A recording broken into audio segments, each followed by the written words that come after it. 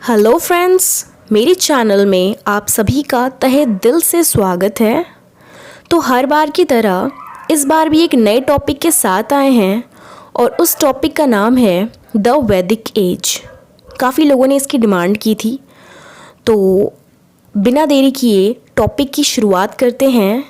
Topic शुरू करने से पहले अगर आपको किसी चीज़ की प्रॉब्लम है या टेंशन है, उसको दूर रख दीजिए, क्योंकि ये टॉपिक जो मैं समझाने वाली हूँ काफ़ी आसान और सरल तरीके से समझाऊंगी, जो आपके दिमाग में जाकर बैठ जाएगा। अगर आपका दिमाग इधर उधर है तो शायद आपको समझ में ना आए। तो दोस्तों, वैदिक एज की शुरुआत होती है 1500 BC से। दो पार्ट्स में डिवाइडेड है, वैदिक सोसाइटी और वैदिक लिटरेचर। लिटरेचर को दूर रखते हैं, अभी पहले सोसाइटी के बारे में पढ़ते हैं, ठीक है। तो दोस्तों, यहाँ पर वैदिक सोसाइटी खुद दो पार्ट्स में डिवाइडेड है, एक अर्ली वैदिक सोसाइटी, एक लेटर वैदिक सोसाइटी। अर्ली वैदिक सोसाइटी की शुरुआत होती है 1500 से लेकर 1000 BC तक। इसी दौरान ऋग्वेदिक की शुरुआत हुई थी, मतलब ऋग्वेदा लिखा गया था। कब लिखा गया था? तो 1500 से लेकर 1000 BC के बीच में ऋग्वेदा लिखा गया था। और इस वक्त लोगों में उतनी समझ नहीं थी, तो ये लोग सिर्फ बार्ली ऑक्यूपेशन के तौर पे बार्ली उगाते थे। बार्ली, राइस नहीं, बार्ली को उगाते थे, ग्रो करते थे, ऑक्यूपेशन था उनका। और उनके गॉड थे वरुण, अग्नि, इंद्रा। अब लेटर वैदिक, अब यहाँ पे क्या होता है कि अर्ली वैदिक में लोगों को उतनी समझ नहीं होती थी, ठीक है, उतनी समझ नहीं होती थी, इसलिए ये सिर्फ काउज और गोट्स यही सब को पालते थे और डेयरी प्रोडक्ट्स इस्तेमाल करते थे। उनको उतना ज्ञान नहीं था कि चावल भी उगाना है, वीट भी उगाना है, नहीं, कुछ नहीं, उतना ध्यान नहीं था इनको। लेकिन जैसे जैसे समय बीतता गया, लोगों का दिमाग बड़ा होते गया, इनको समझ में आने लगा कि एग्रीकल्चर बहुत इंपॉर्टेंट चीज़ है।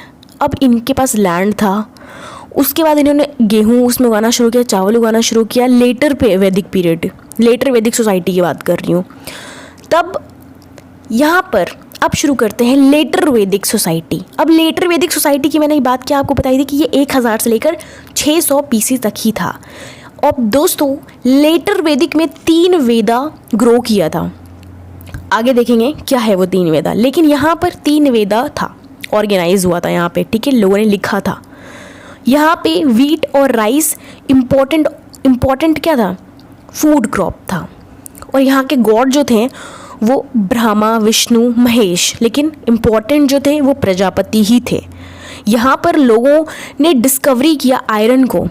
लेटर वैदिक सोसाइटी ने डिस्कवरी किया आयरन को। अब आयरन को डिस्कवरी करने के बाद इनका दिमाग खुल गया, फ्री एग्रीकल्चर में लग गए, इनका काफ़ी राइज हुआ, काफ़ी इंपॉर्टेंट चीज़ें इन्होंने अंजाम दी। उसके बाद बढ़ता गया। फिर अब देखिए मॉडर्निज्म्स आ गया। फिर थोड़े दिनों के बाद, थोड़े सालों के बाद, अब हम लोग समझ चुके हैं, ठीक है। अब हम लोग क्या समझ चुके हैं? वैदिक सोसाइटी के बारे में सब कुछ। कोई दिक्कत? कोई दिक्कत नहीं। अगर अभी भी समझ में नहीं आया है तो मैं फिर से बता देती हूँ, ठीक है। वैदिक एज 2 पार्ट्स में डिवाइडेड है, वैदिक सोसाइटी, वैदिक लिटरेचर। अभी हम सिर्फ वैदिक सोसाइटी के बारे में पढ़े हैं। वैदिक सोसाइटी 2 पार्ट्स की होती है, अर्ली वैदिक सोसाइटी और लेटर वैदिक सोसाइटी। अर्ली वैदिक सोसाइटी की शुरुआत होती है 1500 से लेकर 1000 BC तक, और लेटर वैदिक की शुरुआत होती है 1000 से लेकर 600 BC तक। अर्ली वैदिक में ऋग्वेदा की शुरुआत हुई थी और लेटर में 3 वेदास की शुरुआत हुई थी, ठीक है। अर्ली वैदिक में बार्ली इंपॉर्टेंट क्रॉप था, लेटर में व्हीट और राइस इंपॉर्टेंट क्रॉप था। अर्ली में इंपॉर्टेंट गॉड्स थे वरुण, अग्नि, इंद्रा, लेकिन लेटर में ब्रह्मा, महेश, विष्णु, प्रजापति को इंपॉर्टेंट रोल दिया जाता था।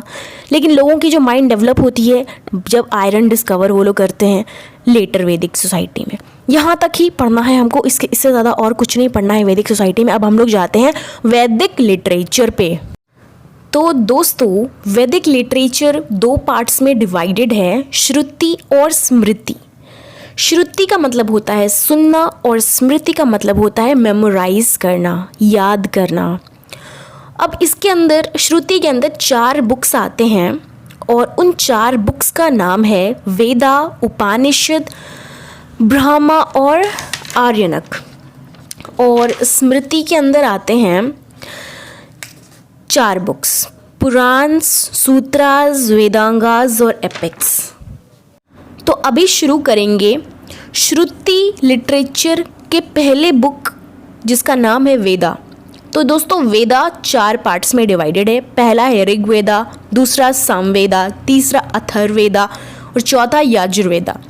ऋग्वेदा काफ़ी पुराना बुक है ह्यूमन हिस्ट्री में, जिसमें कि 128 हाइम्स हैं and it has 10 mandalas. 10 mandalas is very important. Last mandala काफ़ी इंपॉर्टेंट है because in that only varna system is given. वर्ना सिस्टम दिया गया है 10वीं मंडला में। अब सामवेदा में आते हैं। सामवेदा का मतलब होता है बुक ऑफ सॉन्ग, गुनगुनाना, ठीक है। यहाँ पर तीसरा अब आता है हमारा अथर्ववेदा। अथर्ववेदा का मतलब होता है magical words, chantings, books of magical charms, मतलब कि टोटका टाइप। यजुर्वेदा का मतलब होता है बुक ऑफ सैक्रिफाइस। अब दूसरे टॉपिक पे आते हैं, दैट इज श्रुति का बुक नंबर 2, दैट इज ब्राह्मास। दोस्तों ब्राह्मा का मतलब होता है लॉन्ग प्रोज। अब 2 इम्पॉर्टेंट ब्राह्मा है जो कि यजुर्वेदा से लिया गया है। पहला है त्रैत्व ब्राह्मा जो कि काफ़ी बड़ा है और पुराना है, और दूसरा है शतपथा ब्राह्मा जो कि 100 पार्ट्स का है। अब श्रुति का बुक नंबर 3 अरण्यक्स। इसका मतलब होता है वो बुक जो जंगलों में लिखी गई हो बैठकर, जैसे साधु लोग होते हैं जो जंगल में अकेले घूम रहे होते हैं और वहाँ पर फिर वो एक नए नए बुक की इजाद करते हैं, कुछ वर्सेस लिखते हैं। तो यहाँ पर उसके बारे में बताया गया है कि जो भी जंगलों में बैठकर ये लिखते थे उसको अरण्यक्स बोला जाता है। अब श्रुति का आखिरी बुक उपनिषद का मतलब होता है अपने टीचर के नज़दीक बैठकर उससे सीखना, उसे उपनिषद कहते हैं। और टोटल अभी तक 108 उपनिषद हैं, और 2 उपनिषद जो काफ़ी ज़्यादा इम्पोर्टेंट हैं वो है मुंडका उपनिषद और बृहन्नायका उपनिषद। तो अब हमारा श्रुति पूरा ख़त्म हो चुका है। अब हम पहुंचते हैं स्मृति की तरफ, ठीक है। स्मृति में पहला है पुराण जो कि इम्पॉर्टेंट है टॉपिक में, इसको बहुत अच्छे से समझना है दोस्तों। यहाँ पे हमारे पास टोटल 18 पुराण हैं, ये सबको पता है और हर एक बुक में भी दिया गया है। और सबसे इम्पॉर्टेंट जो हमेशा एग्ज़ाम में आता है कि सबसे पुराना बहुत ओल्ड पुराण कौन सा है, तो उसका नाम है मत्स्य पुराण, जो काफ़ी इम्पॉर्टेंट है और आपको याद रखना बहुत ज़रूरी है। दूसरा है हमारा सूत्रास। अब सूत्रास कितने तरीके के होते हैं, तो सूत्र हमारे 3 तरीके के होते हैं, स्रोत सूत्र, गृह सूत्र और धर्म सूत्र। तीनों को मिला के ही बोला जाता है सूत्रास। कल्प सूत्रास तीनों को मिला के बोला जाता है कल्प सूत्रास। तीनों को मिलाकर क्या बोला जाता है, कल्प सूत्रास। अब तीसरा है वेदांगास। वेदांगास अंग अंग अंग, वेदांगास वेदांग, अंग मतलब होता है लिम्स, ठीक है। तो इसके कितने पार्ट्स होते हैं, 6 पार्ट्स होते हैं। पहला है शिक्षा, दूसरा है छंद, तीसरा ज्योतिषा, चौथा निरुक्ता, 5वां व्याकरण और छठा है कल्प सूत्र। कल्प सूत्र मतलब स्रोत सूत्र, गृह सूत्र, धर्म सूत्र, तीनों को मिलाकर बोला जाता है कल्प सूत्र। लास्ट है एपिक्स। एपिक्स क्या है, हमारा रामायण है और महाभारत है। दोस्तों मैंने काफ़ी आसान तरीके से आपको समझाने की कोशिश की है, और अगर आपको फिर भी अभी भी समझ में ना आए तो मेरी वीडियो दोबारा देख लें। उम्मीद है आपको मेरी वीडियो अच्छी लगे। तो दोस्तों आपकी कमेंट्स और लाइक्स मेरे लिए बहुत इम्पॉर्टेंट हैं, तो आप अगर मेरी वीडियो पूरी देखें तो कमेंट और लाइक करना ना भूलें, क्योंकि उससे मुझे मोटिवेशन मिलता है कि मैं आपके लिए नए नए टॉपिक्स की वीडियोस लेकर आऊँ, और जो आप लोग कहते हो वो टॉपिक्स का मैं वीडियोस बनाती ही हूँ। Thank you so much each and everyone for watching my video. And guys thank you so much कि आप लोग मुझे सपोर्ट करते हैं, and thank you once again. Will meet you in the next video with any new topic जो कि syllabus में है और बहुत इंपॉर्टेंट है, जो हर एग्ज़ाम्स में पूछी जाती है। Thank you once again.